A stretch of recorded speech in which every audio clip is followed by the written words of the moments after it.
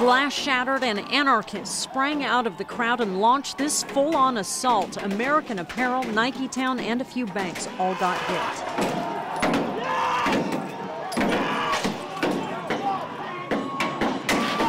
We just locked all the doors. I noticed that the glass was all buckling out front here. No one was hurt, but plenty thought they would be. I saw them coming down, so I was afraid for my life.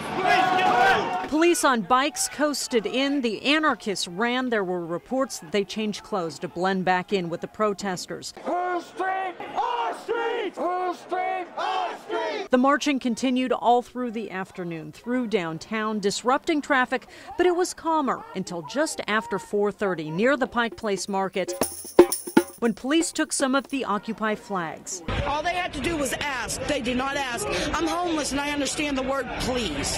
Then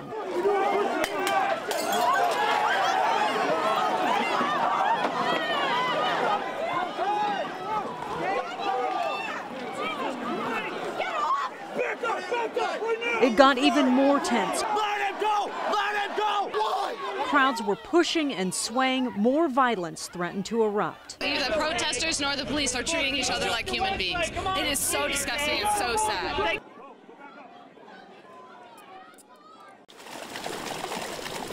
As soon as we arrived to this part of Marine View Drive, the reason it closed became very loud and clear.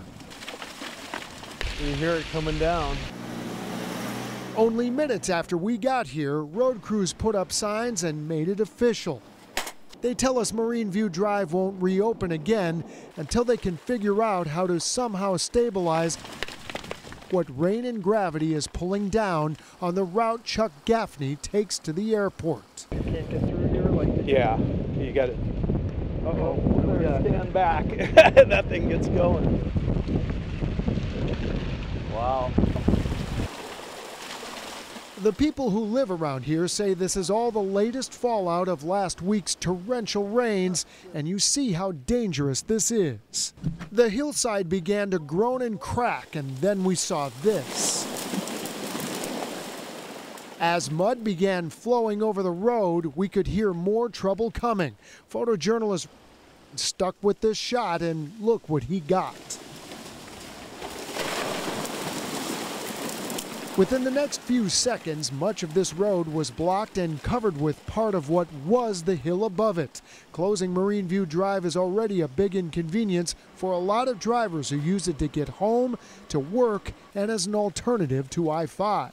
If this hillside came down, they'd have to clear it out pretty darn quick. Besides that, it looks pretty dangerous. Danger or not, with rocks falling and mud flowing, we found plenty of drivers who don't seem to believe what they read. They tell us they've got to get through before the slide buries the road, and with it, their ride home. They should get on it, get something fixed here before a car drives by and gets washed into the bay. We'd like to welcome you to Cage Sport 23.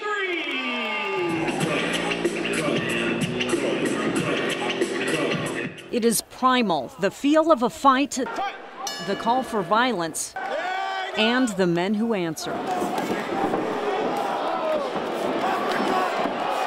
Their coliseum is a cage. No headbutting, eye gouging, or biting, but pretty much everything else is allowed, except mercy. None until the ref or the bell calls the fight. It's two people are fighting. This is the form of fighting you want to know to survive. But it's not just survival or protection for people like Ben Fodor, whom you may know better as the mass volunteer crime fighter Phoenix Jones. The sport is also about aggression, and it is everywhere. Hundreds of MMA fighters train in Washington State. Make it burn, make it burn. The sport's popularity fueled by well-respected Washington coaches like Eric Wiseman. Get that leg back, Ben. He says a lot of his fighters are lost young men who find themselves in the ring. I see people that used to get in some trouble, and MMA really did a lot for their lives. But this mother will tell you that it's ruined others. She pieces together memories of a young man who wasn't aware MMA gives people of all sizes surprising precision and power. An unskilled fighter, meaning a street fighter, so to speak, or a big, strong guy, cannot beat a skilled fighter. No one knows that better than Christine Dubel. Another bowling trophy. Her son, 23-year-old Christopher Cooper, was walking home from an Oak Harbor bar last November. He was drunk on his cell phone, its video camera also rolling. Where you been, dude? He saw Jason Ellis, a 29-year-old who had previously argued with a friend of Cooper's. You got beef? As they jaw around, Cooper put the phone, still rolling, in his pocket. We don't know how the fight started, just how it ended, with Cooper knocked to the ground. We ain't got beef. That was Ellis as he left the scene. Christopher Cooper would never utter another word. When I saw him through the glass, I didn't think it was my son at first because you couldn't recognize him. There was that much damage. Doctors at Harborview Medical Center told Christopher's mother they had to remove half his skull to relieve pressure on his swollen brain. He was in a coma. 12 days passed, no response. Christine says her boy, who loved the outdoors, working and bowling, would not want to be kept alive by machines. That was the toughest decision I've ever made in my life. And if I had to do it again, I don't know if I could. Christine had never heard of Jason Ellis before. Then she found out he is an MMA fighter. These are pictures from an amateur title he won 2 years ago. They are trained to injure you immediately, to basically leave you helpless. But if he's going to do that, that needs to stay in the ring, not taken out into the public where something like this can happen. And it is happening. Your hands and feet are considered for probable cause to be deadly weapons. Last year in Florida, fighter Fernando Rodriguez allegedly beat this man in a case of road rage. In San Diego, John Copenhaver, known as War Machine, got arrested for a barroom brawl. There are no official stats for charges against MMA fighters, but there are enough to fill this webpage. MMA mugshots. His hand should be considered a deadly weapon. That's what he's trained for. But Washington, unlike Florida, considers only objects to be deadly weapons, not fists. Now even fighters wonder whether they should be held to a higher standard. An MMA fighter shouldn't face stiffer penalties for just throwing a punch, but an MMA fighter should face stiffer penalties when he chooses to go over that line and viciously cause harm, because I feel he is more in control of viciously causing harm when he does.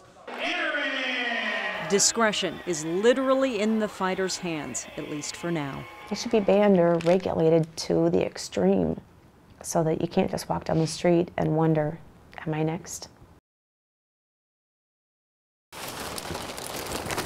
Pull the corner way over. Pull it all the way tight. Pull it tight. There you go. You could just pull forward and there's like 3 slots up there.